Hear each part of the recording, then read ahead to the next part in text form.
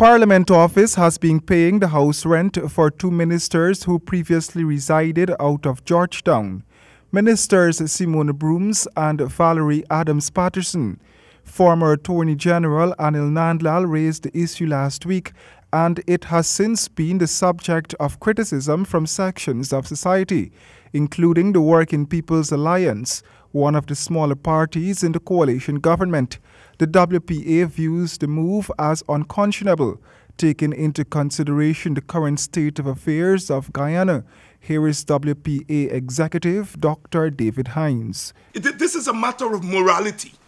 How can you as governors say to the rest of the population, we can't give you 10%, we can't give you so much percent, we can only afford a 5% because if we do that, it will affect growth and all that kind of thing. How can you, in all conscience, then turn around and pay a rent for $500,000? Now, these are ministers who have big salaries.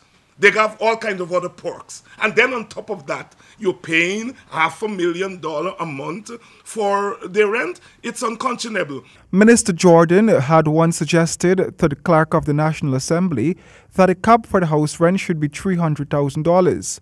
Does the WPA believe this amount is reasonable? Still too high. Now here's the story. It's difficult to talk about a particular figure, but what we know is that public servants in this country work for an average of $100,000. And I understand that is before they take out taxes and all of that. We understand that every time we come to talk about teacher salary, public servant salary, we have to negotiate, and we talk about 5% and all of that thing. We understand that. Against that background, a category of workers, because ministers are workers, a category of workers cannot be treated in that way. Minister of State Joe Harman recently defended the move by saying that it is part of the benefit given to ministers. So what exactly is the view of the WPA on this matter? Our view is that we don't see why they should not pay their own rent. They're making a lot of money.